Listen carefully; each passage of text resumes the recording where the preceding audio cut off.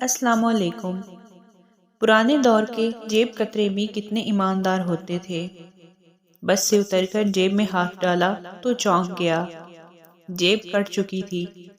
جیب میں تھا بھی کیا، کل 9 روپے اور ایک خط جو میں نے ماں کو لکھا تھا۔ میری نوکری چھوٹ گئی ہے، ابھی پیسے نہیں بھیج پاؤں گا۔ 3 دنوں سے وہ پوسٹ کارڈ جیب میں پڑا تھا۔ پوسٹ کرنے کی طبیعت نہیں ہو رہی تھی۔ 9 روپے جا چکے تھے۔ یوں 9 روپے کوئی بڑی رقم نہیں تھی، لیکن جس کی نوکری چھوٹ گئی ہو اس کے لیے 900 روپے سے کم بھی تو نہیں ہوتے ہیں۔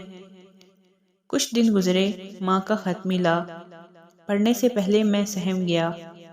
ضرور پیسے بھیجنے کو لکھا ہوگا، لیکن خط پڑھ کر میں حیران رہ گیا۔ ماں نے لکھا تھا، بیٹا تیرا بھیجا 50 روپے کا منی آرڈر ملا۔ تو کتنا اچھا ہے، پیسے بھیجنے میں ذرا کوتاہی نہیں کرتا۔ میں کافی دنوں تک اس ادھیڑ بن میں رہا کہ آخر ماں کو پیسے کس نے بھیجے۔ کچھ دن بعد ایک اور خط ملا۔ آڑی ترچھی لکھاوٹ بڑی مشکل سے پڑھ سکا۔ بھائی، 9 روپے تمہارے اور 41 روپے اپنے ملا کر میں نے تمہاری ماں کو منی آرڈر بھیج دیا ہے۔ فکر نہ کرنا، ماں تو سب کی ایک جیسی ہوتی ہے نا، وہ کیوں بھوکی رہے۔ مزید اچھی ویڈیوز کے لیے ہمارے چینل کو سبسکرائب کریں۔